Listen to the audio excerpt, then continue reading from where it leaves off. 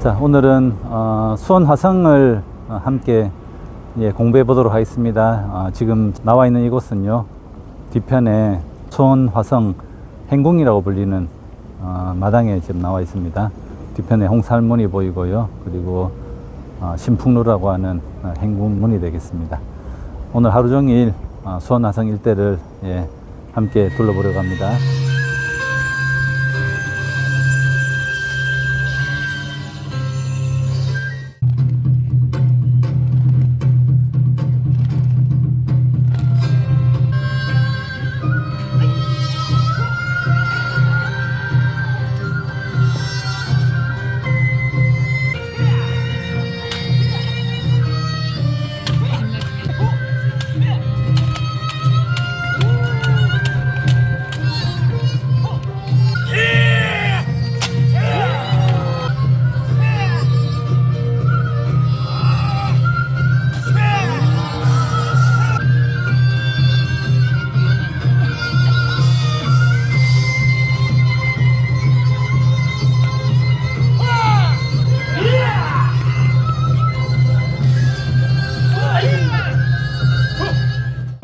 자, 수원 화성을 먼저 공부하기 위해서 제일 먼저 수원 화성 박물관을 찾아왔습니다. 자, 수원 화성은 조선의 22대 임금이었던 정조 임금님께서 만드신 성곽입니다. 서울에서 남쪽에 있는 수원이라는 곳으로요.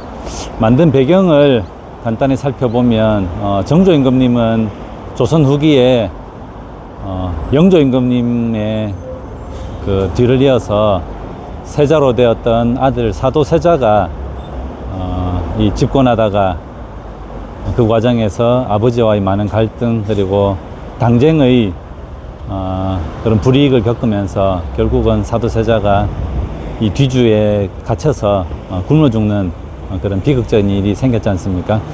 자, 영조 임금님은 어머니가 무술이 출신이어서 그렇다는 얘기가 있습니다. 어쨌든 그 정통성에 대한 여러 가지 그 열등감이 있었다. 그래서 아들 사도세자만큼은 아주 훌륭한 왕이 되도록 그래서 일찍부터 이 왕위를 잇는 교육을 많이 시켰다고 합니다. 근데 그 과정에서 너무 아버지로서 아들에 대한 요구가 많았는지 어린 사도세자는 굉장히 똑똑하고 이해가 빠르고 굉장히 그 정치를 잘했음에도 불구하고 아버지의 그 과도한 요구 때문에 항상 그 마음에 짐이 되었던 모양입니다. 결국 이게 우라병이 되어가지고 굉장히 그 성격이 포악해지고 그 과정에서 죄 없는 그 궁궐의 사람들을 죽이기도 하고 이렇게 굉장히 파행적인 그런 행동을 많이 하게 됩니다. 결국 이 사도세자가 그 임금으로서는 자질이 부족하다, 또 당쟁의 그 소용돌이에 휘말리면서 결국은 신하들은 사도세자가 적절하지 않다라는 계속 건의를 올리게 됩니다. 그 결정적으로 이제 사도세자는 그 자기가 세자 자리에서 쫓겨나는 결정적인 빌미를 제공하게 되는데요. 늘 가슴에 화가 많고 우라병이 있고 이랬던 사도세자는 보고 없이 저 멀리 평안도까지 혼자 말 타고 다니면서 외출을 다녀오기도 하고, 또 머무르고 있는 사저에서 이렇게 무기들이 많이 발견됩니다. 이제 이러다 보니까 결국은 이제 이것이 빌미가 되어 가지고 결국 세자 자리에서 물러나게 되는 거죠. 그리고 반역을 꾀했다라는 이제 죄를 뒤집어 쓰고 결국은 죽게 됩니다. 자, 이 어린 그 손주였던 정조 임금님은 이 10대 때 할아버지와 아버지의 갈등을 그대로 지켜보면서 결국 아버지가 억울하게 쌀 뒤주에 갇혀 죽어가는 모습을 다 본 거죠. 자, 사도세자는 그렇게 죽었지만 영조 임금님은 손주였던 또 정조 임금님은 또 끔찍히 아껴서 또 훌륭한 왕이 되도록 그렇게 뒷바라지를 하게 됩니다. 자, 그래서 영조 임금님의 뒤를 이어서 정조 임금님이 즉위를 하게 되고요. 죄목을 뒤집어 쓰고 쌀 뒤주에서 죽은 아버지의 뒤를 이었지만 그동안 자기가 임금이 될 때까지는 특별하게 내세우지 않다가 왕이 즉위식을 할 때 나는 사도세자의 아들이다 라고 분명하게 천명을 하면서 자기의 입지를 강화해 나기 시작합니다. 그리고 억울하게 죽었던 아버지의 무덤을 지금은 서울의 저 동대문 쪽에 있었던 아버지의 무덤을 전국에서 제일 명당이라고 일컬어지는 것을 다 찾아서 아버지의 무덤을 옮기게 됩니다. 자, 그렇게 하다 보니까 지금의 그 사도세자와 정조 임금의 무덤이 있는 윤건릉, 바로 경기도 화성시가 되죠. 자, 그쪽에 화산이라고 하는 아주 야트막한 동산이 있었는데 그 화산 아래가 가장 명당이라고 그렇게 이제 추천이 되었습니다. 그러다 보니까 이제 서울에 있는 아버지 사도세자의 무덤을 지금의 그 경기도 화성 그 화산 아래로, 지금의 윤건릉이 있는 자리로 옮기게 되는 거죠.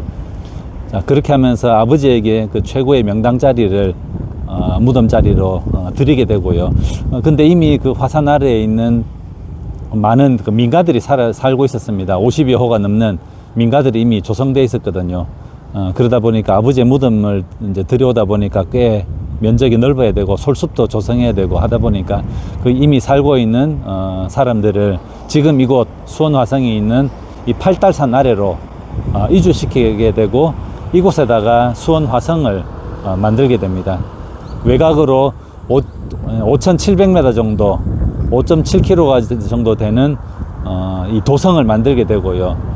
그리고 서쪽에는 팔달산, 동쪽에는 얕은 구릉지가 있는 요걸 끼고, 그리고 평지에다가 성을 쌓아서 이 수원화성은 평산성, 평지와 산성을 결합한 평산성의 개념으로 길이는 5.7km가 되고요. 이렇게 성곽을 만들고 이곳에다가 화산 아래에 있던 사람들을 이주시켜서 자립 그리고 자족이 가능한 이런 인공, 그러니까 신도시를 새로 만들게 되는 거죠. 우리나라의 신도시는 여러 개가 있지만 지금 또 신도시가 많이 만들어지고 있지만 이 수원이 우리나라 최초의 신도시다, 그리고 계획도시다, 이렇게 말씀드릴 수 있겠습니다. 전체 5.7km를 주변으로 많은 그 보호시설, 방어시설이 있습니다. 동서남북으로 문이 4개가 있고요. 그 다음에 남북을 관통하는 수문이 있어서 북쪽의 수문과 남쪽의 수문이 또 2개가 있습니다. 그리고 사이사이에 작은 문, 앞문이라고 하는데요. 앞문이 5개가 또 있습니다. 그리고 대포를 쏘는 시설, 군인들이 지키면서 총을 쏘는 시설, 이런 것들, 봉화를 피워 올릴 수 있는 봉화대도 있고요. 이런 부속 건물이 총 49개가 처음에 조성이 되었는데 홍수로 그리고 일부 시설은 도시가 들어서면서 폐허가 되어서 아직 복원을 못한 게 있고요. 지금은 한 46개 정도는 지금 거의 복원을 다 마친 상태입니다. 세계문화유산으로 등록이 되어 있습니다. 자, 그러면 박물관 안에 들어가서 조금 더 구체적으로 살펴보도록 하겠습니다. 자, 동서남북 4개의 문이 있고요. 서쪽에 팔달산 바로 아래에는 행궁이 있습니다. 행궁이라는 것은 서울이 궁궐인데 임금님이 지방 출장을 가게 되면 머무르는 그런 것을 행궁이라 그럽니다. 수원 화성에 내려왔을 때 머무는 곳이 바로 행궁이죠. 팔달산 아래에 있고요. 팔달산 정상에는 서장대라고 하는 건물이 있습니다. 이 수원 화성에는 장대가 2개가 있습니다. 동쪽에 동장대, 서쪽에 서장대. 장대라는 것은 장수가 올라가서 성 전체를 둘러보며 전쟁을 지휘할 수 있는 지휘소를 장대라고 부릅니다. 그래서 성 안에 여러 개의 장대를 둘 수 있는데요. 주로 이제 동쪽에, 그럼 서쪽에, 그 다음에 남쪽에, 북쪽에 남장대, 북장대 이런 식으로 이름을 붙입니다. 예, 장대가 2개가 있고요. 가운데는 이제 그 화산 아래에 있던 사람들이 이주해 살 수 있는 그런 인공 계획 도시를 이렇게 만들었고, 자, 한가운데는 이렇게 수원천이 가로지르게 북에서 남으로 흐릅니다. 저 북쪽의 광교산에서 물이 흘러내려와서 수원 화성을 한가운데로 관통하게 됩니다. 자, 그래서 가운데 있는 이게 물길이고요. 주변의 외곽에는 논밭이 많습니다. 정조 임금님은 자급자족할 수 있는 도시를 만들었기 때문에 이렇게 많은 논을 개간했고요. 이 논에 다 물을 댈 수 있도록 주변에 인공 저수지를 많이 만들어서 이곳 수원 그 백성들이 편하게 먹고 살 수 있도록 그렇게 했습니다. 가운데 길에는 늘 시장이 열려서 상공업이 발달했고요. 그 다음에 예, 아무래도 논농사를 하다 보면 소가 많이 필요하죠. 그래서 아마 우시장도 이렇게 열렸다고 합니다. 그러다 보니까 수원을 대표하는 음식이 수원 갈비가 되었다. 예, 이런 이야기도 전해오고 있습니다. 그다음에 동쪽은 야트막한 구릉지대인데 저쪽에 동문이 있습니다. 그래서 동서남북으로 4개의 문이 있고요. 봉화대가 전시에 바로 불을 피울 수 있도록 예, 봉화대 봉돈이라고 있습니다. 자, 정조임금님은 이 수원화성이 다 완공되고 나서 어머니 해경궁 홍씨를 모시고 회갑연을 이곳 수원 화성에서 하게 됩니다. 어머니도 어떻게 보면 참 불행한 여인이지 않습니까? 바로 시아버님과 그리고 그 남편 부자지간의 갈등 때문에, 그리고 이분은 또 친정 집안을 포함해서 다 사도세자와는 정치적으로는 반대의 편에 있는 입장이었습니다. 그러다 보니까 늘 그 갈등하는 남편의 모습을 옆에서 지켜봤고, 그로 인해서 억울하게 죽고, 아들 정조가 임금이 제대로 될지 안 될지 안절부절하면서 이렇게 살았던 분이니까, 그래서 이 회갑연을 이곳 수원화성에서 큰 잔치를 벌이면서 함께 하게 되고요. 그때 이 행렬을 모습을 저렇게 김홍도를 비롯한 궁중 화가들이 다 그림으로 그려놓았습니다. 저 그림 뒤편에 보면 흰 천으로 둘러싸여 있는 가운데 가마가 있는데요. 그 가마 안에 해경궁 홍씨가 타게 되고요. 정조임금님은 어머니 뒤편으로 백마를 타고 가는 모습입니다. 대신 정조임금님의 모습은 그림으로 그리지는 않았습니다. 흰 말이 빈 안장이 있는 채로 그렇게 가고 있는 모습이죠. 군복을 입고 있죠. 조선시대 군복을 천릭이라고 부릅니다. 그런데 대부분 다 그 가죽하고 철편을 이렇게 단추 모양으로 해서 철로 된 못으로 이렇게 다 결합하는데, 저거는 금으로 만든 그런 갑옷이라고 그렇게 설명이 되어 있습니다. 자, 정조임금이 한번 수원으로 내려갈 때 거대 행렬이 함께 갔는데요. 행렬의 규모가 6,300명 정도 됐다고 하고요. 한 7박 8일, 서울을 떠나서 7박 8일 정도 일정으로 수원을 다녀갔다고 그렇게 기록에 남아 있습니다. 자, 정조임금님은 이 수원화성을 아버지 무덤을 옮기고 수원화성을 만들면서 기존의 서울보다는 또 다른 새로운 행정 수도로 아마 수원화성을 만들었다, 이런 연구도 있습니다. 자, 어쨌든 새로운 신도시 이 화성을 만들게 되는데요. 바로 정약용 32살밖에 안 된 젊은 실학자 정약용이 전체 설계를 담당하게 됩니다. 아마 공사 기간은 한 10년 정도로 그렇게 예측을 한 것 같습니다. 그런데 정약용 선생은 실학자고 이 서양에서 오는 여러 가지 문물들을 연구하고 서양의 그런 성곽의 장점들을 다 함께 연구해서 이걸 만들게 되었거든요. 특히 정약용 선생이 백성들의 수고로움을 덜어주기 위해서 만든 기기가 바로 거중기라는 것입니다. 여기 뒤편에 보면 거중기에 부품이 있고요. 그리고 조립을 했을 때 모습을 이렇게 직접 그림으로 그려놓았습니다. 자, 도르래를 이용하면, 특히 도르래가 함께 힘을 받으면서 함께 움직이는 움직 도르래를 쓰면 무게가 훨씬 줄어든다고, 이런 원리를 정약용 선생이 연구해가지고 바로 이 거중기를 만들었습니다. 그래서 돌을 그냥 들 때보다 저렇게 도르래를 8개를 달면 2분의 1씩 계속 줄어들어가지고 나중에 전체 무게가 16분의 1 정도 힘으로도 이 무게를, 돌의 무게를 들어 올릴 수 있는 그 정도까지 이제 가벼워지는 이 원리를 이용해서 만든 거죠. 성을 만들 때는 전부 이 무거운 돌이나 기와 조각, 기와장 이런 것들을 많이 쓰게 됩니다. 자, 그럴 때 이제 동원됐던 사람들이 힘드니까 이런 걸 거중기 또는 농로라고 하는, 지금 같은 크레인입니다. 크레인, 그것도 이렇게 물레로 사람들이 이렇게 손으로 손잡이를 돌리면 돌아가서 이 동아줄, 굉장히 무거운 두꺼운 밧줄이 이렇게 당겨져 가지고 큰 돌을 들어 올리는 이런 설비들을 만들어서 이 성곽 공사하는데 굉장히 공기를 단축하는 그런 효과를 봤습니다. 그래서 실제 수원화성은 10년 정도 예상했는데 실제 공사를 마쳤을 때는 2년 8개월 만에 공사를 끝내는 걸로 굉장히 많은 경비를 절감하게 됐던 거죠. 그리고 평지를 다닐 때도 이렇게 지금 같으면 저희가 그 장 볼 때 카트를 많이 쓰지 않습니까? 그런 것처럼 바퀴가 있는 것도 있지만 바퀴가 없는 데는 옆에 썰매처럼 돼가지고 이렇게 나무로 예리하게 날을 만들어가지고 좀 평지에서 쭉 밀면 아주 가볍게 이동할 수 있는 그런 시설들을 많이 만들어서 이 공사를 하는데 굉장히 많은 도움이 되었다고 합니다.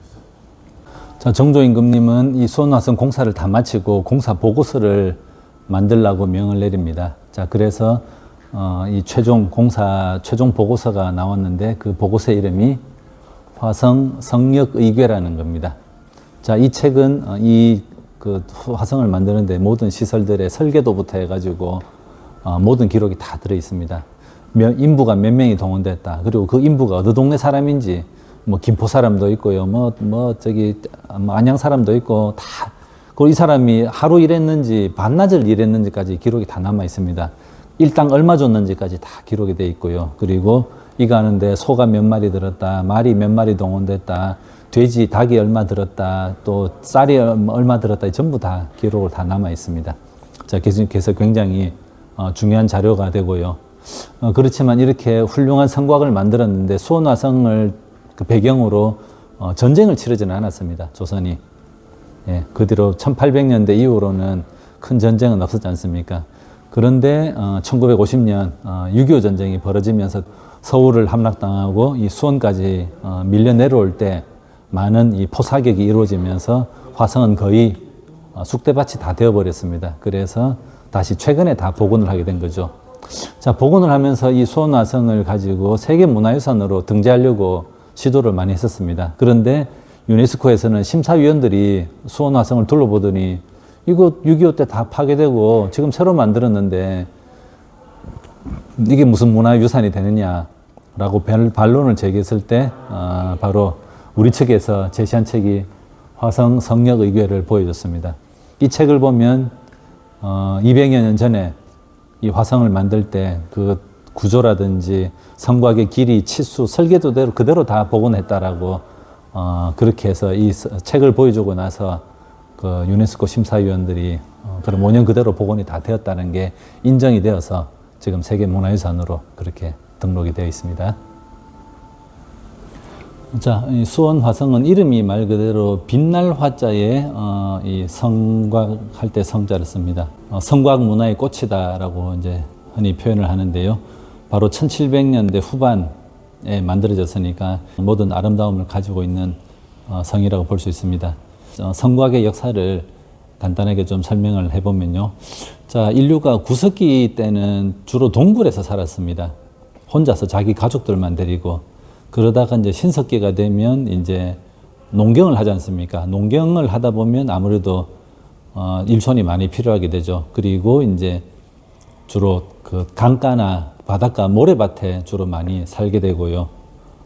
그러면서 이제 청동기가 되면 이제 어느 정도 집단을 이루어서 살게 됩니다. 자, 인간이 모여 살다 보면 인간은 굉장히 신체적으로는 나약한 동물에 속하기 때문에 들짐승이라든지 이렇게 사냥 맹수로부터 자기 집단을 보호해야 됩니다. 그래서 그때 인간이 만들었던 게 바로 울타리 같은 나무로 울타리를 만들어서 그 들짐승들이 맹수들이 공격해오지 못하도록 이렇게 하면서 아마 성곽이라는 것들이 아마 태동이 되었을 것 같습니다. 그러다가 점차 이제 맹수로부터는 막아내게 되었는데 이 집단 저 집단이 생기면서 집단 간에 투쟁이 벌어지게 되죠. 그러면서 무기가 발달하게 되고 서로 이제 방어 기술을 높여야 됩니다. 그러다 보니까 이제 자연스럽게 사람들은 이제 성이라는 것을 쌓았을 것 같습니다.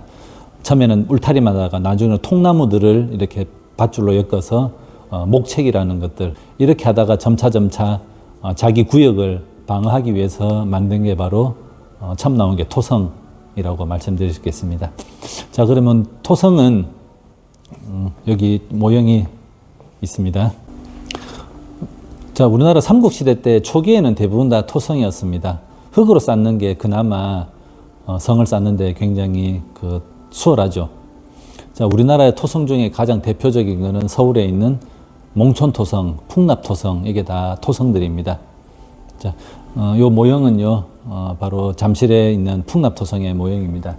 성의 모습을 단면으로 이렇게 보여주고 있습니다. 한강 옆에 이렇게 백제의 궁궐을 방어하던 성이었죠. 풍납토성이라는 것은. 자, 그 토성은 어떻게 만드냐? 흙으로 만들어야 되죠. 근데 흙은 그냥 수북이 쌓아 놓으면 이게 그 다져지는 과정에서 굉장히 많이 낮아지게 되죠. 그래서 토성을 쌓을 때는 처음부터 다져서 쌓습니다. 그러면 너무 넓은 범위에 다지지는 못하고요. 여기 보시면 저렇게 방 하나 정도의 구역을 먼저 만듭니다.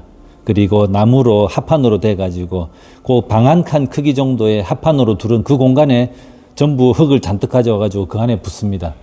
그러면 사람이 이제 붓고 나면 한 1m 정도 부은 다음에 사람들이 들어가서 흙을 다지기 시작합니다.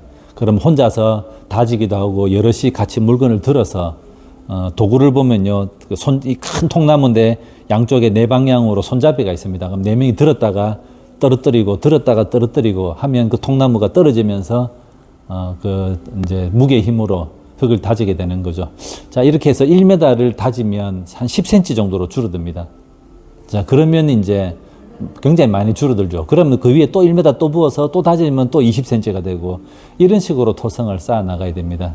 그래서 구역을 정해서 여러 명이 자기 구역에 흙을 다져 나가는 방식으로. 그러면 지금 남아있는 토성도 높은 토성은 다 5m씩 되고 또 저 부여에 가면 토성은 굉장히 또 높은 토성도 있거든요. 이제 그럴 때 보면 그 토성도 그러면 실제로 그 지금 높이보다 다지면 10분의 1로 줄어들기 때문에 모든 토성은 다 처음 쌓을 때는 그게 10배 정도의 높이에 되는 흑산을 만들어서 다졌기 때문에 그 정도의 토성이 그 정도의 높이가 만들어진다. 저희가 이렇게 이제 이해하시면 되겠습니다. 그럼 지금 남아있는 토성은 원래 높이냐? 그렇지도 않습니다. 이 흙이라는 거는 오랜 세월이 지나면 펑퍼짐하게 비스듬하게 언덕배기처럼 돼버리죠. 원래 토성은 다 수직으로 서 있었습니다. 그러니까 한 5층 아파트들이 일렬로 쫙 서 있는 그런 모습을 연상하시면 이해가 될 것 같습니다. 그런데 오랜 세월이 흐르면서 흙이라는 게 옆으로 자꾸 깎여져 내려다 보니까 지금은 낮아지고 펑퍼짐해지는 그런 모습을 많이 볼 수 있는 거죠. 그래서 아마 서울의 몽초토성을 가보면 그냥 언덕백이고 어느 게 성벽이었는지 거의 구분을 못할 정도로 그렇게 되지만 원래 토성은 굉장히 높게 수직으로만 쌓는 게 이 토성의 모습입니다. 그래서 지금도 토성을 성벽을 중간에 무너뜨리고 쪼개버리면 옆에 보면 결이 다 나와 있습니다. 한 10cm 단위로 서로 다른 색깔의 흙이 쌓여 있다는 걸 지금도 볼 수 있거든요. 그거는 그만큼 다져서 쌓았다는 것을 증명하고 있습니다. 자, 그렇게 해서 인류는 토성을 먼저 만들게 되고요. 자, 근데 토성은 아무래도 약하죠. 그리고 그 기록에도 보면 고구려하고 당나라하고 싸울 때도 토성이 무너지고 당나라 군대가 또 옆에 그 고구려 안시성보다 더 높은 흑산을 쌓아버리고 이렇게 하지 않습니까?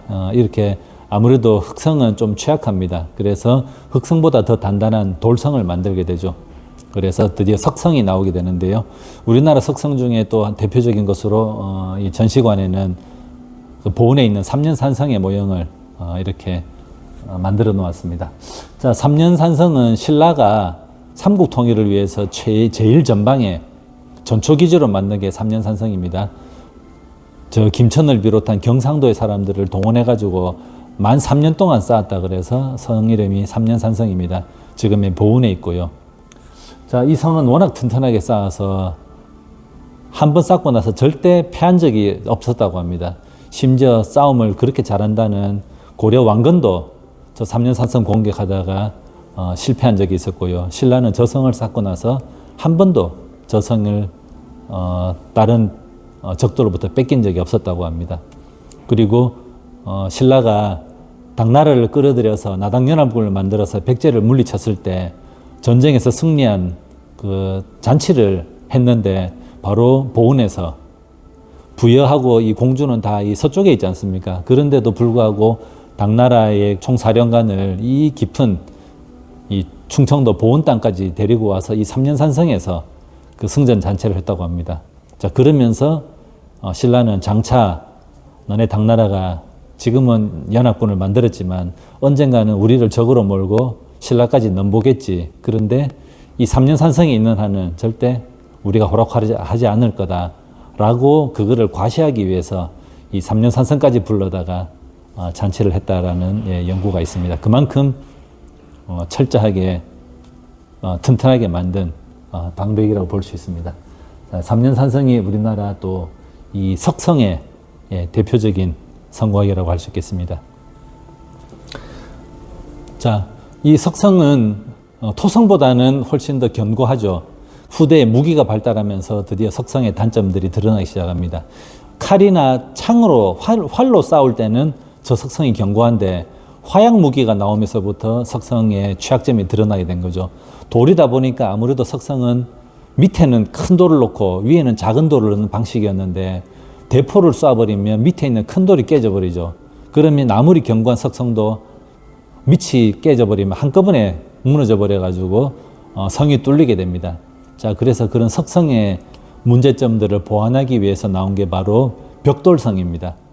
벽돌은 다 일정한 크기를 가지고 시멘트 같은 그런 접착제로 한 장 한 장 다 접착을 시켜 놓은 거죠.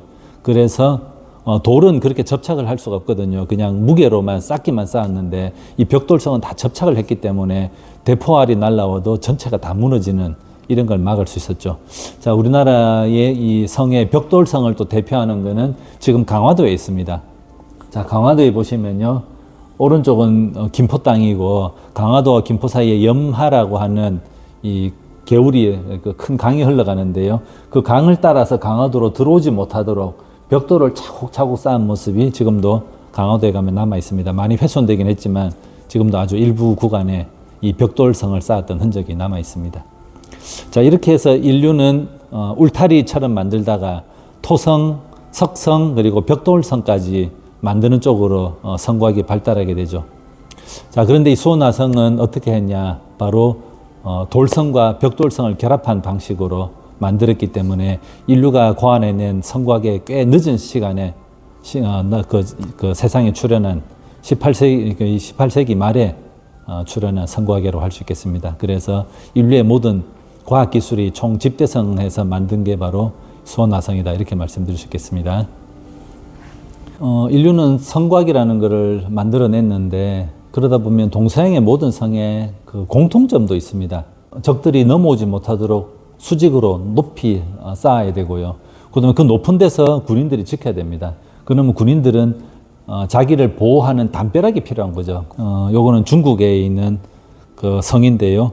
보면 저 위에 작게 모형들이 다 그 군인들을 보호하는 담벼락 형태입니다. 그다음에 앞에 이렇게 물기를 팝니다.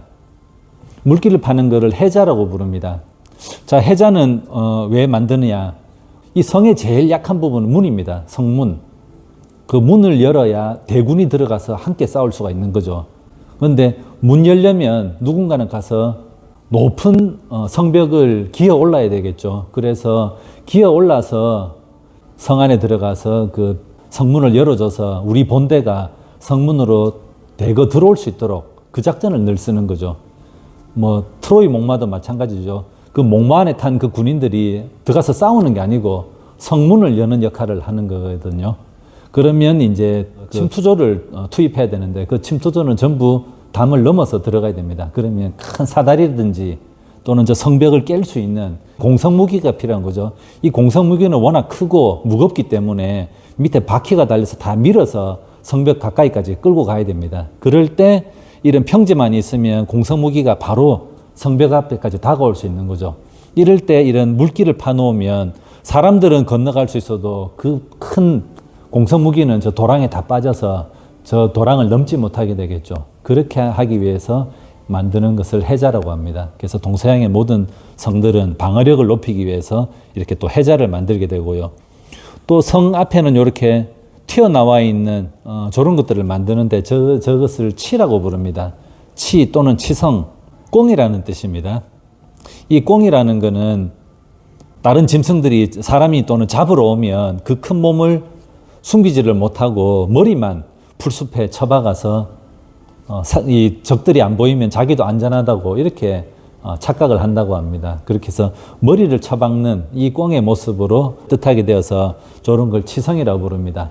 성벽은 일렬로 쭉 되어 있는데 이렇게 머리가 처박듯이 요 바깥으로 돌출시키는 저런 성벽을 만들어 놓으면 성벽이 일렬로만 있으면 자기 앞에 오는 상대방밖에 공격을 못하지만 저렇게 튀어나와 있으면 앞으로 조금 나가면 다른 성벽으로 기어오르는 적들을 옆에서 공격할 수 있는 거죠. 그래서 굉장히 공격의 효율성을 높이는 구조가 바로 저 치성이거든요. 자, 또 하나 옹성이라는 구조가 또 필요한데요. 요걸 보면 첫 번째 성문을 뚫고 들어가도 두 번째 안에 있는 성문을 또 뚫으려고 공격할 때 바깥 테두리에 있는 저쪽에서 군인들이 올라가서 저 안에 있는 그 적들을 공격할 수 있겠죠. 이럴 때는 도간에 든 쥐꼴이 되는 거죠. 하나로 되어 있는 성벽에다가 다시 담벼락을 덧대가지고 두 겹으로 만듭니다. 그러면 제일 약한 성문이 두 겹으로 보강이 되니까 적들로서는 저 두 개의 문을 같이 뚫어야 되겠죠. 자, 이렇게 해서 만드는 것을 옹성이라고 부르는데, 옹자는 단지란 뜻입니다. 단지. 우리가 흔히 쓰는 철옹성, 철로 만든 옹성이라는 거죠. 그만큼 견고하다는 뜻이 되겠죠. 자, 일본의 성은 또 조금 방식은 좀 다릅니다. 주로 중국과 우리나라는 많은 사람들이 한꺼번에 들어갈 수 있는 대피시설로 성을 주로 쌓았는데, 일본은 이렇게 굉장히 담벼락이 높습니다. 뛰어넘기 어려울 정도로. 그리고 많은 사람이 머무를 수 있는 공간이 아니고요. 천수각이라고 부르는 성의 제일 꼭대기에는 최고 지도부만, 일부만 살고, 나머지 그 백성들은 다 성 밖에서 생활하면서 거주하는, 일본의 성은 저렇게 발달했습니다. 그렇지만 일본 성도 담벼락이 있고요. 해자도 있고, 그런 것들은 구조는 다 공통적으로 따르고 있습니다. 수오나 성도 바로 이런 것처럼 네 개의 성문 앞에 옹성을 또 만들고요. 중간중간 치성도 만들어서 돌출도 시키고 담벼락도 다 있고 총구멍도 다 있습니다. 자, 이렇게 해서 수오나성은 이렇게 만들어졌습니다. 자, 이렇게 하면 웬만한 이 무기들은 다 막아낼 수 있는 굉장히 안정적인 그런 성곽이 되는데요. 그런데 1800년대가 지나면서 이 화약 무기는 더 발달하게 됩니다. 서양의 성은 더 많은 전쟁을 하다 보니까 아주 단순하게 됩니다. 왜냐하면 이 화약 무기가 그 폭발력이 훨씬 더 이전보다 강했기 때문에 아무리 성곽을 네모나게 쌓든 둥글게 쌓든 대포를 벽을 향해서 대포를 쏴버리면 그 일대가 완전히 무너져 버리죠.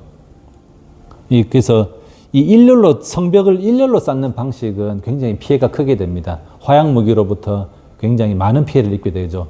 자, 그래서 서양의 성은 뾰족하게 발달하게 됩니다. 이제 여기 보시면 해자도 그대로 있고요. 다 담벼락도 높고 다 그대로 있는데 대포는 저 뾰족한 모서리 끝에다가 대포를 걸어 놓습니다.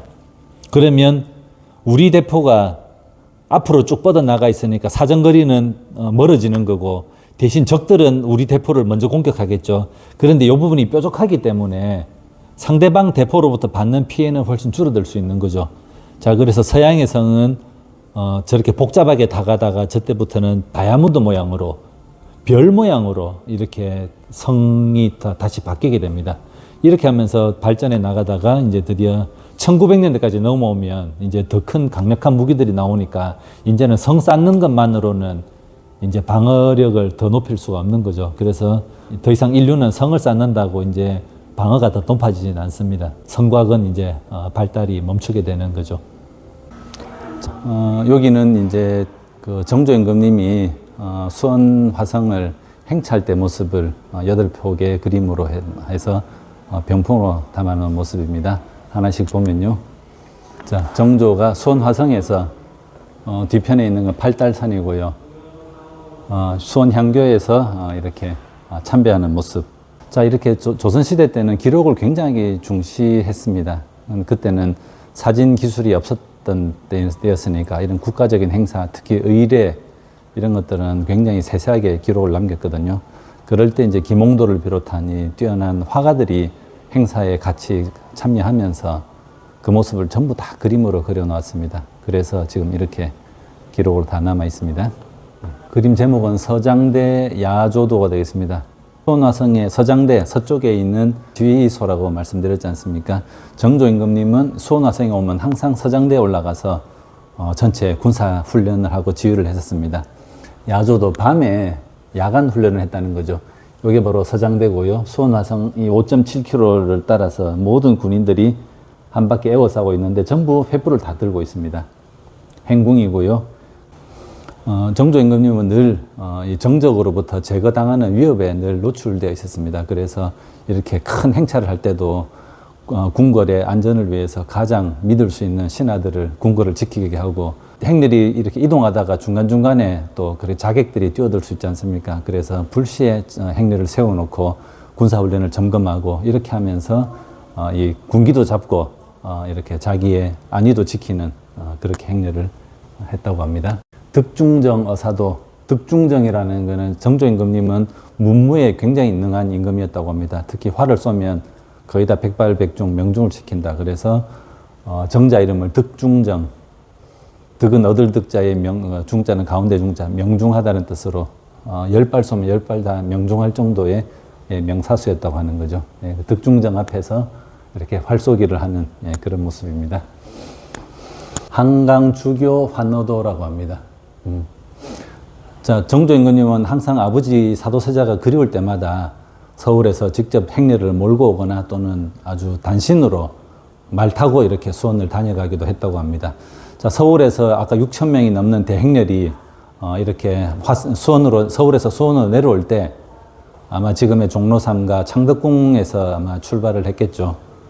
출발해서 한강까지 오면 한강대교를, 지금의 한강대교점을 건너면 이제 동작구 쪽이 되는 거죠. 이제 그렇게 해서 행렬을 건너야 되는데, 이 한강, 그때 당시에는 다리가 없었기 때문에 정조임금님이 행차할 때는 한강에 떠다니는 모든 배들을 다 이렇게 동원해가지고 배를 다 서로 맞춥니다. 그럼 배는 서로 앞부분이 뾰족하고 뒷부분은 뭉툭한 이 물고기 모양이지 않습니까? 그럴 때 배를 다 이런 식으로 머리와 꼬리를 이렇게 서로 맞대어가지고 이렇게 해서 이쪽이 머리면 다음 배는 이쪽이 머리가 되고, 이렇게 엇갈린 다음에 모든 배들을 다 수평을 먼저 맞춥니다.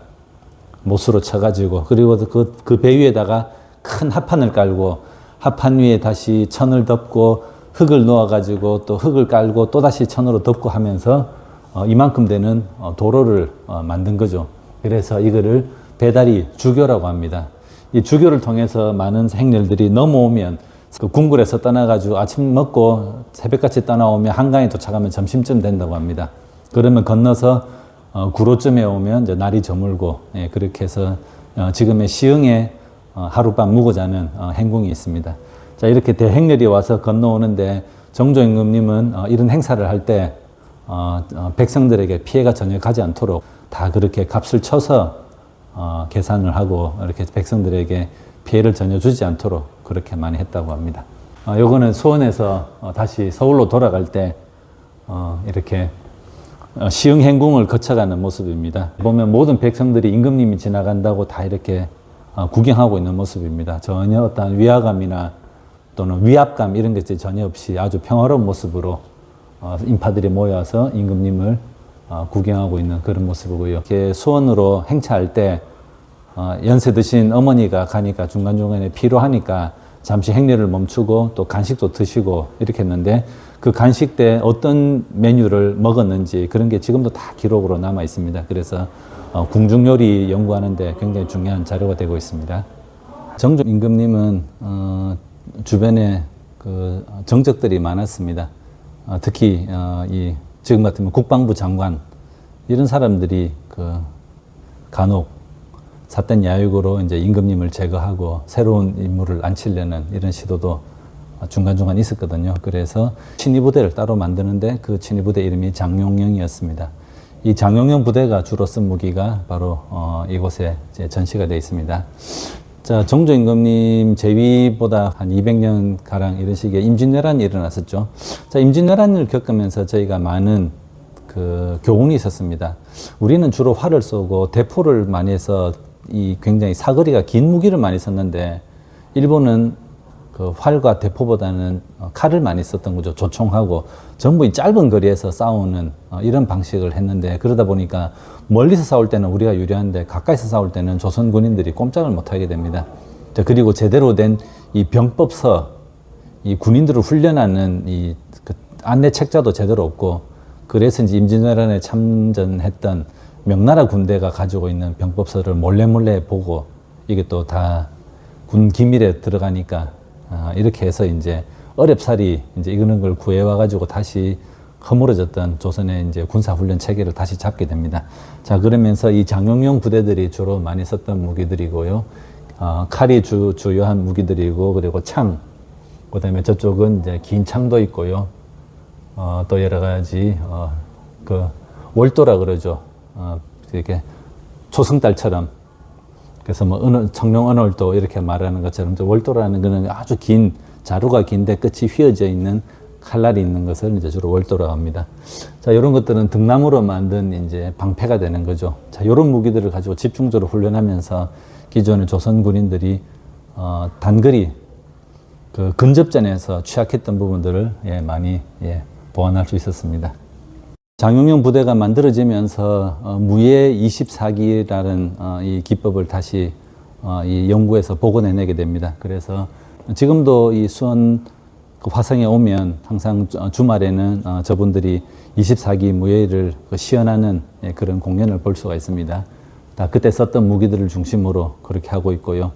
장용영 부대에서는 이런 낭선이라고 부르는 이런 무기도 있었습니다. 한마디로 대나무인데 작은 잔가지들을 자르지 않고 그대로 다 놔둬서 그 끝에다가 다 쇠칼날을 다 일일이 박았습니다. 그래서 저거를 휘두르면 정면으로 뻗은 다음에 좌우로 휘두르면 그 칼날이 상대 군인들의 팔이나 얼굴에 이렇게 해를 끼칠 수 있는 그런 무기도 이용했는데요. 저 무기를 낭선이라고 부릅니다.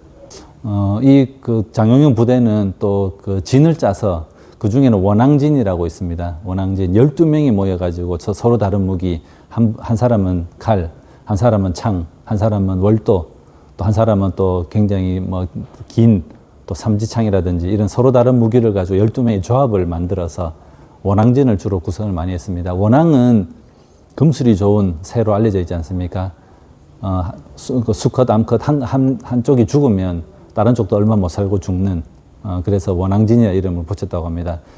같이 싸웠는데 만약에 전우 한 명을 잃어버렸다. 그러면 나머지 사람들도 다 처벌받는 그래서 혼자 절대 전쟁터에서 도망가지 않고 전우를 놔두고 이렇게 후퇴하지 않도록 이렇게 단단하게 조직력을 갖춘 이런 진을 맞춰서 원앙진이라고 부르면서 그렇게 훈련을 많이 했다고 합니다. 수원 화성에는 석궁, 보통 들고 쏘는 석궁보다는 고정해서 쏘는 석궁을 쏘는 시설이 있는데요. 그거를 이제 노대라고 부릅니다. 이 노 또는 뇌라고 하는 한자로 그렇게 부르는데요. 이런 게 석궁입니다. 저런 무기들은 아주 중요한 시설 바로 옆에 있습니다. 만약에 총이나 대포를 쏘려면 화약이 필요한데 그럼 화약을 보관해야 되지 않습니까? 근데 아까처럼 저기 서장대 임금님이 올라와서 지휘하거나 최고 사령관이 지휘하는 곳에 바로 옆에 화약이 있다. 이럴 때는 오히려 자폭의 위험이 굉장히 큰 거죠. 바로 그런 시설에는 저렇게 강력한 사람이 활로 쏘는 것보다 저렇게 설치해서 쏘는 저런 석궁을 날릴 수 있는 시설들이 바로 중요한 그 보호시설 바로 옆에는 저렇게 노대를 설치해서 석궁을 이용했습니다.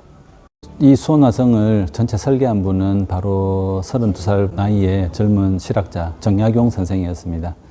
자, 정약용 선생은 이 수원화성을 만들 때 동서양에 있는 성을 다 연구해가지고 그 장점만 모아서 이 수원화성을 만들게 되거든요. 그래서 수원화성은 우리나라 기존의 성곽에는 없는 그런 시설들이 몇 개가 들어 있습니다.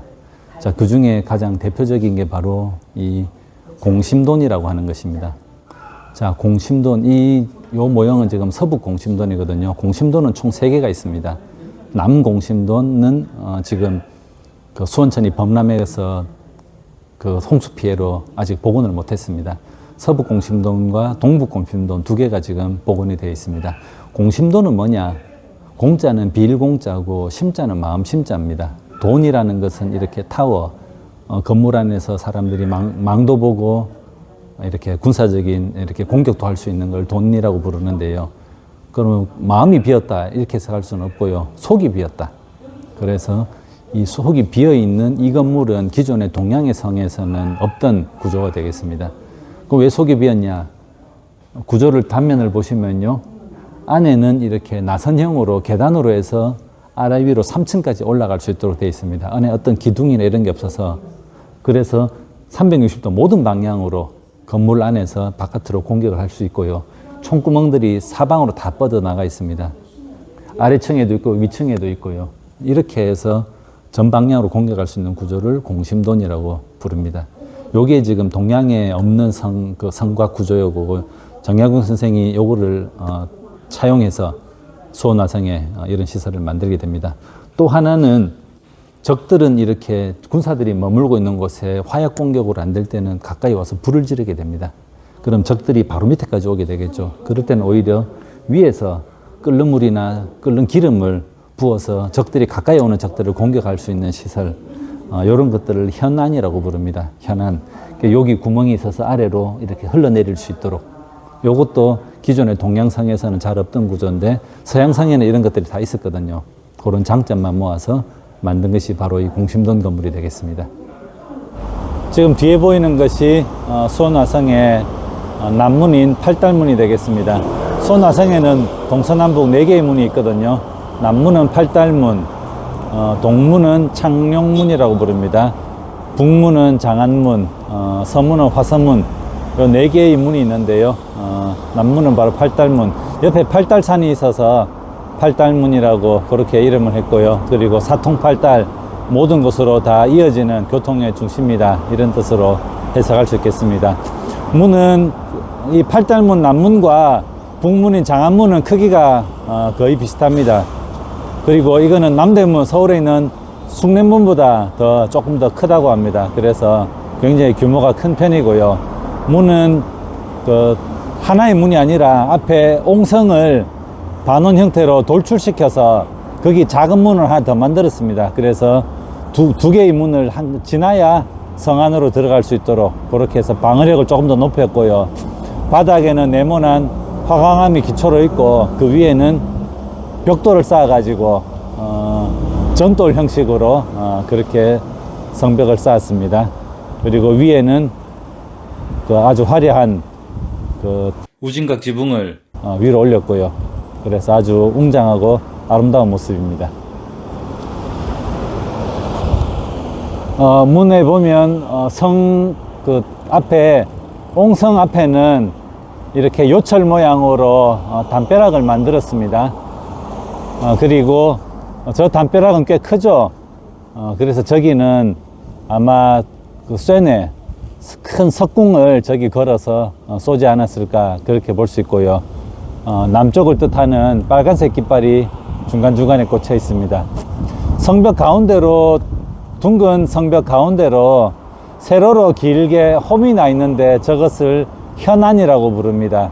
그 뒤편에는 누각이 있는데요. 누각은 2층으로 되어 있습니다. 그리고 창문에는 전부 방패판이라고 합니다. 용의 얼굴을 그려 놓았습니다. 그 사이에는 구멍을 뚫어서요. 저 구멍으로는 총을 쏘게 되고, 바깥에서는 활이나 총을 쏘아도 저 방패판을 뚫지는 못하겠죠. 두꺼우니까. 네, 그렇게 해서 적들의 공격은 방어하면서 우리의 군인들은 총구멍으로 총을 쏠 수 있도록 2층으로 누각을 만들었습니다. 네, 그리고 앞에 있는 작은 문에도 지붕을 덮었죠. 저기에도 군인들이 머무를 수 있도록 감시병들이 저기 가서 멀리서 적들이 오는 걸 살펴야 되니까요. 자, 그런데 그 누각 앞에는 또 5개의 구멍이 있습니다. 예, 저 구멍도 이제 바깥에서 적들이 올 때 물이나 끓는 기름을 퍼부어서 공격할 수도 있고요. 또 적들을 총으로도 공격할 수 있는, 예, 그런 시설이 되겠습니다. 성벽을 따라서 팔달산 정상으로 올라왔습니다. 올라오다 보면 왼편에 포루가 있습니다. 그 아래는 암문, 작은 어두울 암자를 써서 암문이라고 합니다. 요 암문 바깥으로 나가면 또 좁은 복도를 만들어서 끝에 또 군사들이 머무는 시설을 만들어 놓았습니다. 예, 흰 깃발이 있다는 것은 다 지금 우리가 서쪽에 와 있다는, 예, 그런 게 되겠죠. 자, 이 끝에는 강루가 있습니다. 강루라는 것은 뭐냐, 요렇게 좁은 벽을 양쪽으로 만들어서 굳이 여기를 방어할 필요가 있을까, 이제 이런 의문이 들 수가 있겠죠. 강루라는 거는 성벽을 쌓는데 산세가 일정하지 않고 탁 튀어나와 있는 부분이 있거나 각이 진 부분이 있을 때는 그 지역은 이제 적들로부터 공격을 받기가 쉽습니다. 예, 우리도 보면 이렇게 일렬로 걸어가다가도 자기가 조금 더 앞서 나가면 표적이 되기가 쉽죠. 그런 것처럼 이 지형지세도 주변으로부터 돌출되어 있는 곳은 적의 공격이 집중되기가 쉽습니다. 제가 서 있는 이곳은 적들에게 바로 노출이 될 수밖에 없는 위치입니다. 그러면 여기서 말을 타고 가거나 대포 공격하기가 훨씬 쉬워지죠. 그래서 이 지역도 적에게 내줘서는 안 됩니다. 그래서 이 좁은 요 정도의 복도만이라도 이렇게 성벽을 쌓았고요. 끝에 각이 지어서 돌출되어 있는 이 부분에 누각을 만든 것을 강루라고 합니다. 군사적인 명칭으로는 또 성벽의 건축적인 명칭으로는 서남강루인데 대신 누각에다가 화양루라고 하는 아주 아름다운 이름을 붙였습니다. 서장대 가기 바로 전에 앞문이 있는데요. 성벽 밑으로 또 하나의 출입문이 있습니다. 이런 구조를 앞문이라고 합니다. 군사적인 기능을 하는데 반드시 필요한 게 앞문이 되겠습니다. 적들로부터 포위가 되었다. 그럴 때는 포위망을 뚫고 바깥으로 정보도 계속 주고받아야 되고요.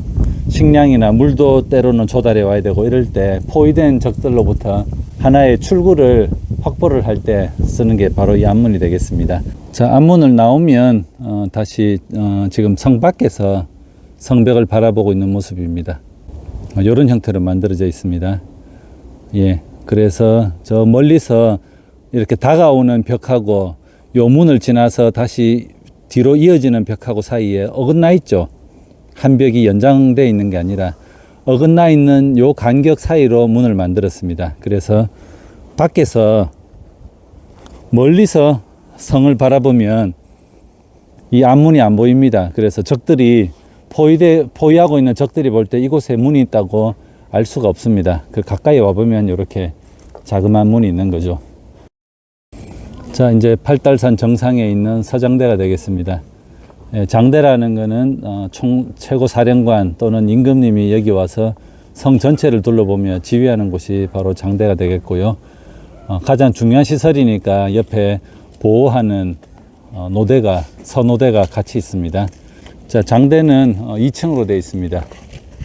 이 수원 시내 웬만한 곳에서는 이 팔달산 정상에 있는 이 서장대가 다 보입니다. 그만큼 전망이 탁월하고요. 자, 위에 올라오면 화성 전체가 다 한눈에 다 조망됩니다. 성곽이 한눈에 다 들어오네요. 화성장대라고 되어 있습니다. 예, 서장대고요. 서북쪽으로 아래로 내려가면 요 소나무 뒤편으로 저 일렬로 나무들이 일렬로 심겨져 있고 2층으로 되어 있는 기와지붕이 있는 저것이 바로 북문인 장안문이 되겠습니다. 자, 장안문 뒤편으로 성이 쭉 이어집니다.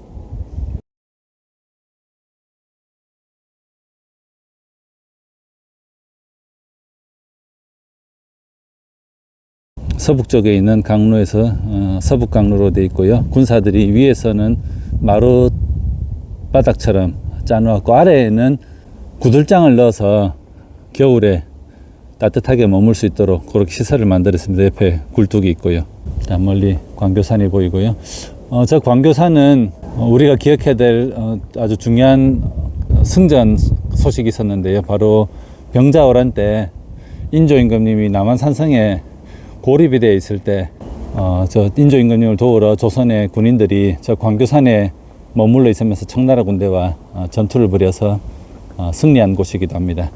그 병자호란 때 많은 패배가 있었음에도 불구하고 승전한 몇 곳 중에 한 곳이 바로 저 광교산이 되겠습니다.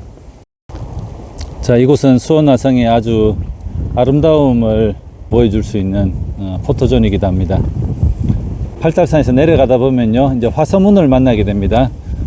수원화성의 서문인데요. 이 화서문은 반원형으로 옹성을 돌출시켜 놓았습니다.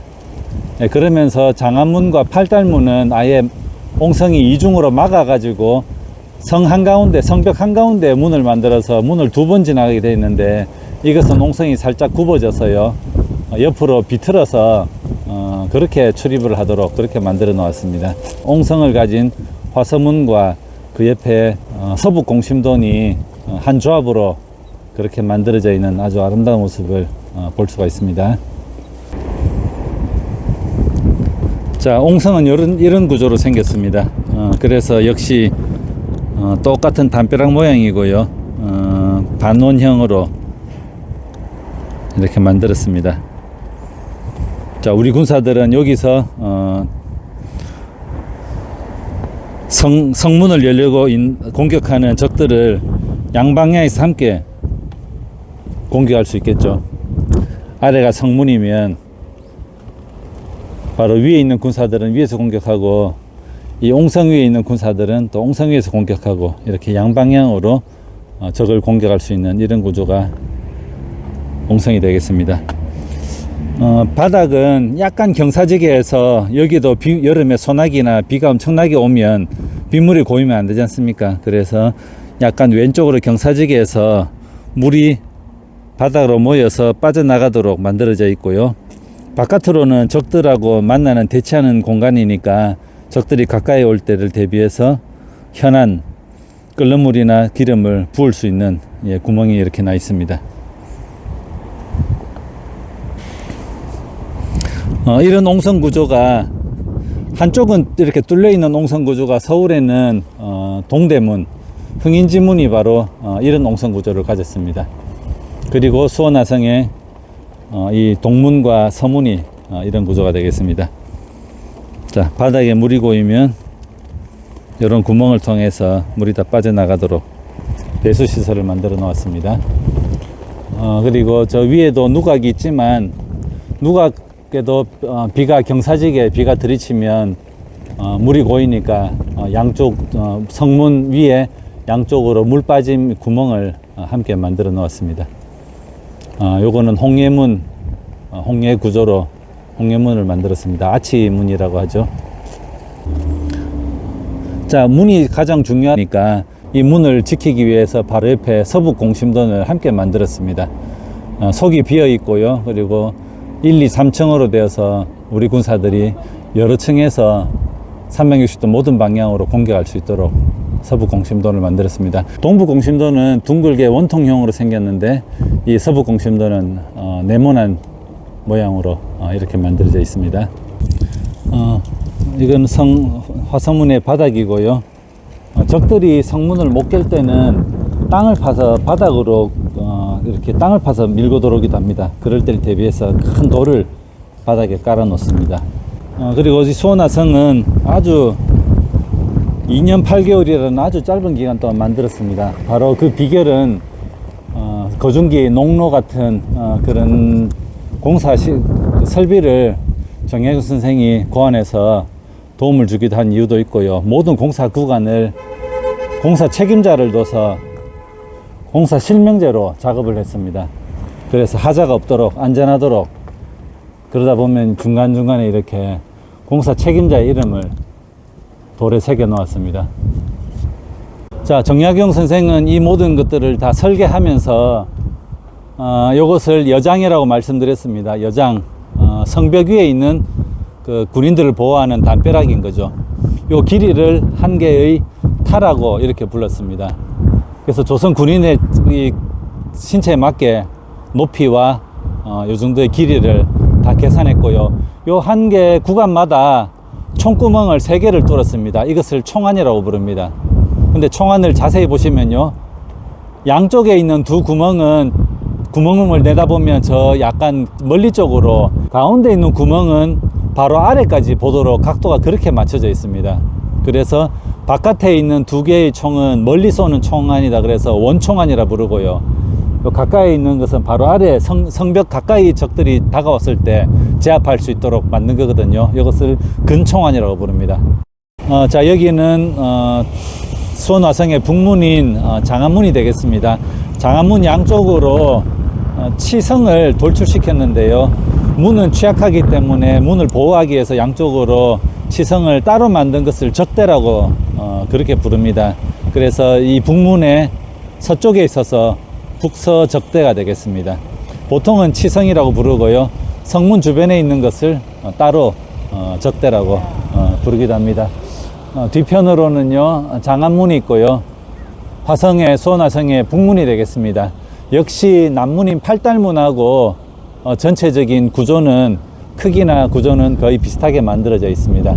앞에 반원형으로 벽돌로 옹성을 돌출시키고 그 옹성 바로 앞쪽에는 따로 문을 만들어서 문을 2번 통과해야 성 안으로 들어갈 수 있도록 그런 구조로 만들었습니다. 자, 이제 장안문 성의 북문이 되겠습니다. 장안문은 특히 한국전쟁 때 이 시가전이 벌어지면서 굉장히 많은 전쟁의 피해를 입었고요. 지금도 중간중간에 이렇게 파편 자국들이 많이 남아 있습니다. 자, 여기서는 옹성의 첫 번째 작은 문을 들어가게 되고요. 이제 안에 들어가면 성벽과 옹성벽 사이 공간이 되는 거죠. 안에 들어보면 이제 이 전체 반원형의 옹성이 둥글게 이렇게 성벽을 한 번 더 보호하고 있다는 걸 알 수 있습니다. 자, 들어오면 안에 다시 성문이 있어서 이 성문을 지나야 이제 성 안으로 들어가는 거죠. 역시 그 장안문에서 비가 고일 때 바깥으로 빠질 수 있도록 4개의 배수구를 만들어 놓았습니다. 자, 요거는 이제 옹성 성벽이 되고요. 성벽 중간중간에 있는 작은 것들은 다시 옹성에 비가 떨어질 때 빗물이 이렇게 바깥으로 빠질 수 있도록 배수구를 만들어 놓았습니다. 자, 이제는 성 안에서 옹성 성문을 통해서 바깥을 보는 그 모습이 되고요.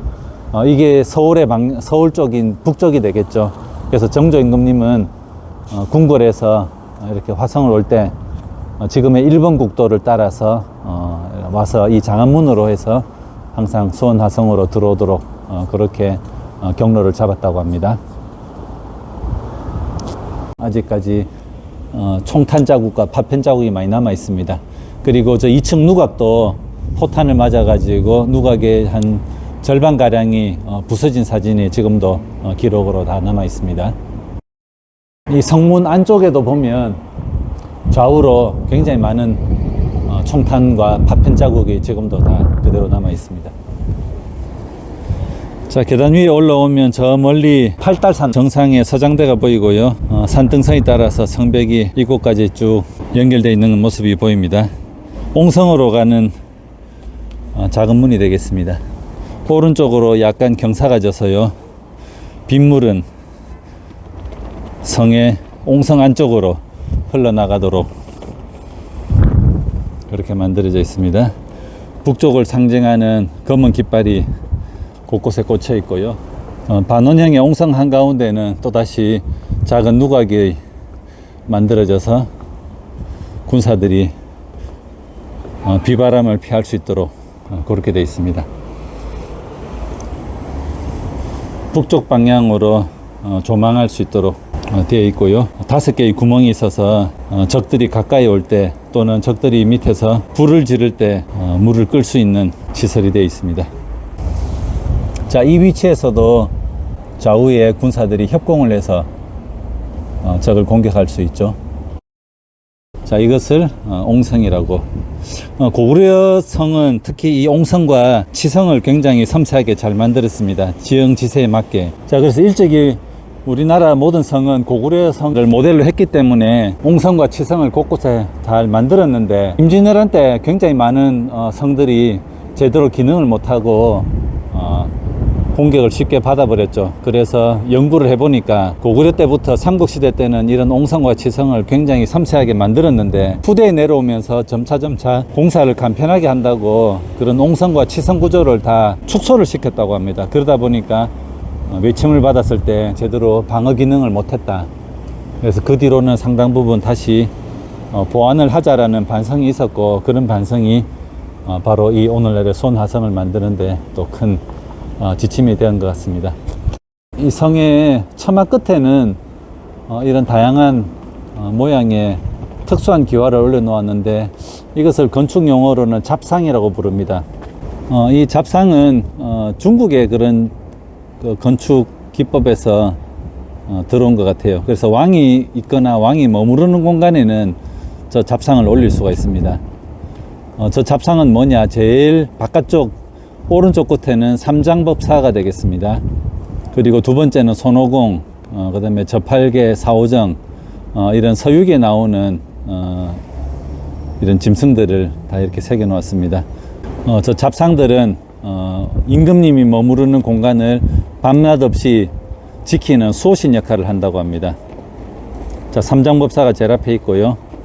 그 다음에 손오공은 하늘나라에서 이 선녀들을 희롱하고 그런 죄를 저질러서 벌을 받는다고 합니다. 그래서 밤새 자지 않고 뜬 눈으로 지새우면서 악귀로부터 이 궁궐을 보호하는 그런 역할을 하고요.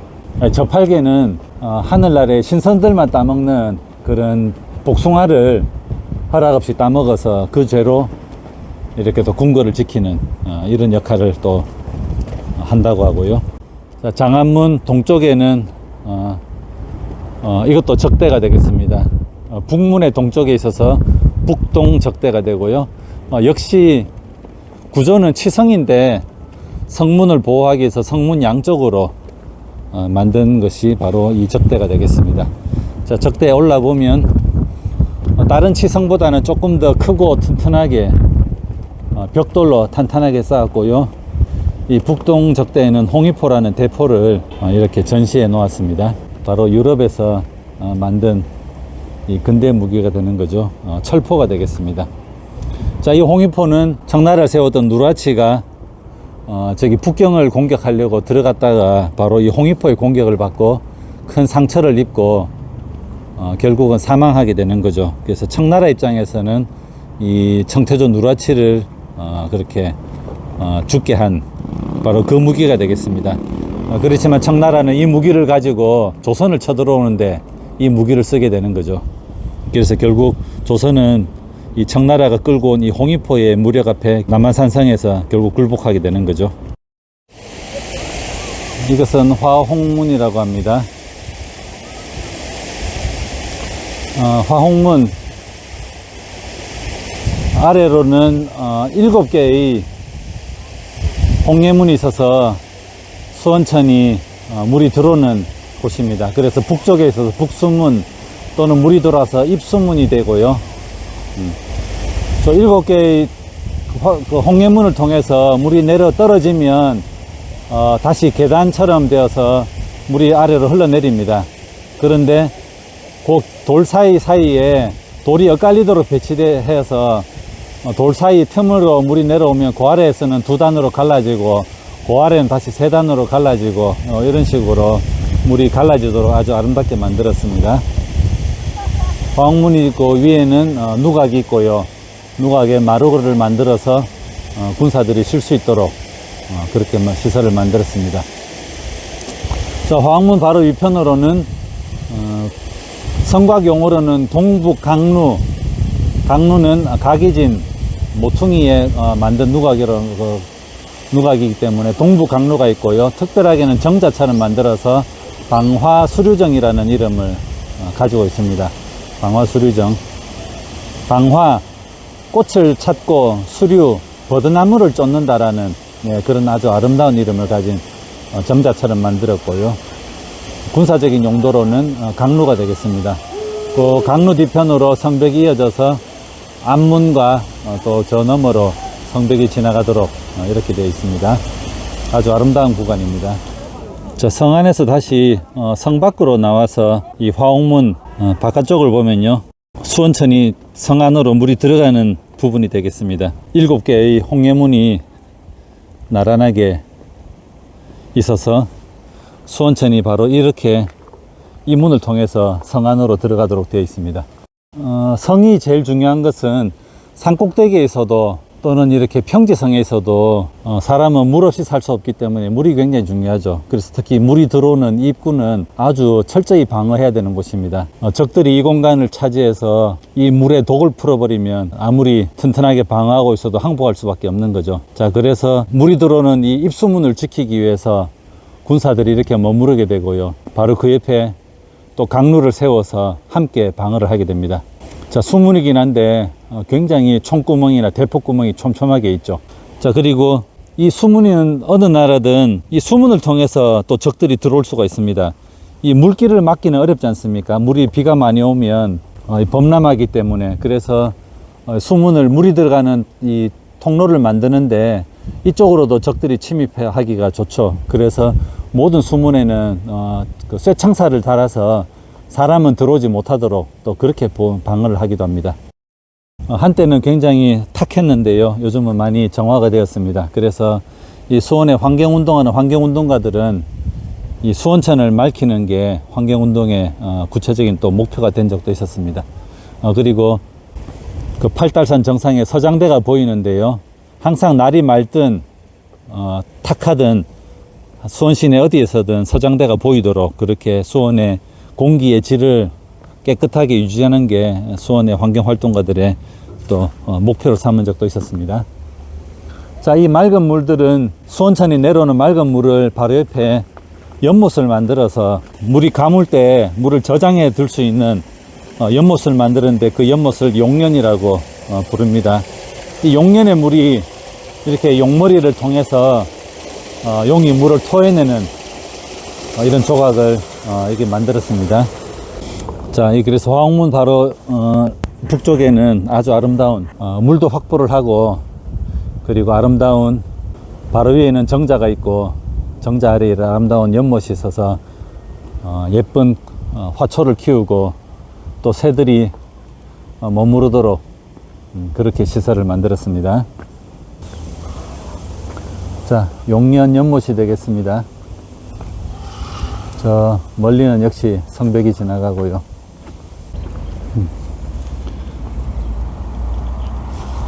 북쪽에 용련과 그 뒤편에 있는 동북강루 방화수류정입니다. 자, 방화수류정은 꽃을 찾고 버드나무를 쫓는다는 아주 아름다운 이름을 가지고 있습니다. 자, 바로 여기서 보는 방화수류정이 수원에서 가장 아름다운 수원 제1경이 되겠습니다. 자, 물이 들어오는 수문을 지키고 이 용련의 물을 보호하기 위해서, 지키기 위해서 돌이 있는 저 언덕 위에 동북 강루를 만들었습니다. 그러면서 아주 아름다운 방화수류정이라는 정자 이름을 붙였습니다. 아주 아름답지만 적들도 여기 와서 이 연못과 저 방화수류정의 아름다움에 넋이 나가 있을 때 저 사이 성벽 사이에 구멍으로 총알이 날라온다. 예, 그렇게 해서 아주 아름답게 넋을 잃고 바라볼 때 공격을 할 수 있도록 그렇게 만들었다고 합니다. 저 방화수류정 건물은 크기는 그렇게 크지 않은데 공사비는 다른 건물의 10배 가량이 들었다고 합니다. 예, 그래서 굉장히 공사비가 많이 들어서 정조 임금님은 저 방화수류정 공사 책임자에게 돈을 함부로 많이 썼다고 아주 혼을 냈다고 합니다. 자, 그럼에도 불구하고 이 수원화성이 다 완공이 되었을 때 신하들을 데리고 와서 이 아름다운 방화수류정을 구경시켰을 때 신하들도 아니 성은 군사시설인데 왜 이렇게 아름답게 지었습니까? 라고 그렇게 정조 임금님에게 이야기했을 때 정조 임금님은 다음과 같이 대답을 했다고 합니다. 아름다움은 강함을 이기느니라 라고 그렇게 답변을 했다고 합니다. 그래서 돈을 공사비가 많이 들었지만 정조 임금님은 이렇게 아름답게 만든 것에 대해서 또 한편 자랑스럽고 그렇게 뿌듯한 그런 마음이 아마 있었던 것 같습니다. 어떻게 보면 그때 당시에 소프트 파워에 대한 개념을 가지고 있었다, 이렇게 말씀을 드릴 수 있겠죠. 방화수류정이고요. 저 뒤편으로 팔달산 산 꼭대기에 서장대의 모습이 멀리 보입니다. 자, 저 뒤편에 멀리 보이는 것은 동장대, 서장대와 반대편 저기 구릉지대에 있는 또다시 성의 전체를 살피고 군사를 지휘하는 동장대고, 또 저기서 군사들을 훈련을 많이 해서 연무정이라고 그렇게 연무대 연무정이라고 지금도 국궁 활터가 남아 있습니다. 오른편으로는 동북공심돈이고요. 네. 동북공심돈 따라서 쭉 오른쪽으로 더 오면 바로 이곳이 동문인 창룡문이 되겠습니다. 자, 깃발은 동쪽을 상징하는 푸른 깃발이 꽂혀 있고요.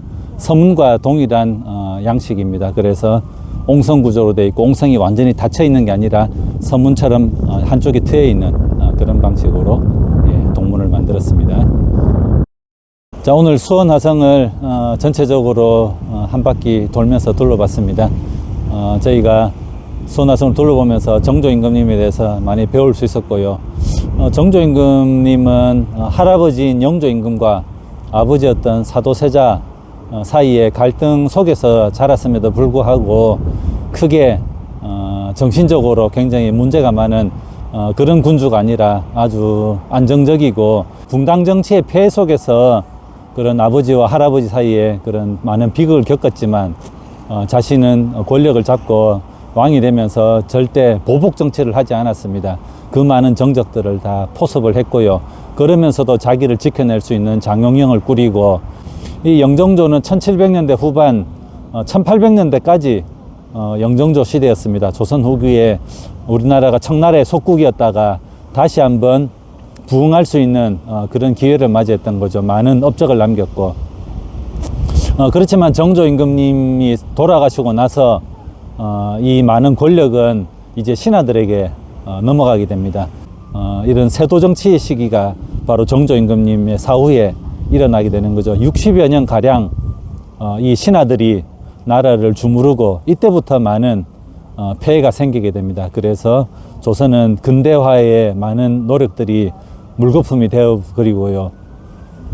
1800년대는 조선이 또 굉장히 대기근을 많이 겪는 이런 시기가 됩니다. 그러다 보니까 저 평안도에서부터 홍경래난, 그 다음에 진주밀란을 비롯한 충청도, 경상도, 전라도 이 3도에서 많은 밀란이 일어나면서 조선 사회는 굉장히 어지러워지고요.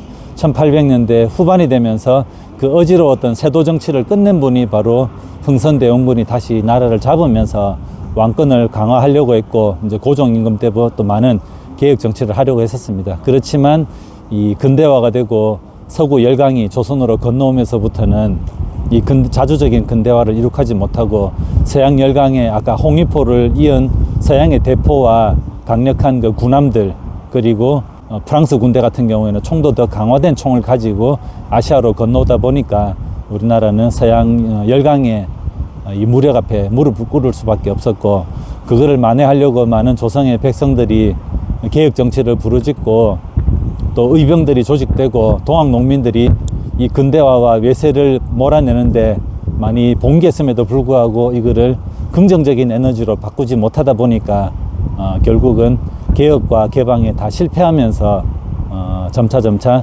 서양 열강에 뒤지게 되고, 우리보다 먼저 나라를 그렇게 문명화시켰던 일본에 결국 침략을 받게 되고, 그래서 청나라와 일본이 맞서 싸웠지만 결국 일본이 청일전쟁에서 이기고 뒤이어 러일전쟁까지 이기면서 우리나라는 일사조약이 체결되고 이제 식민지로 빠져버리는 그런 시기를 겪었다.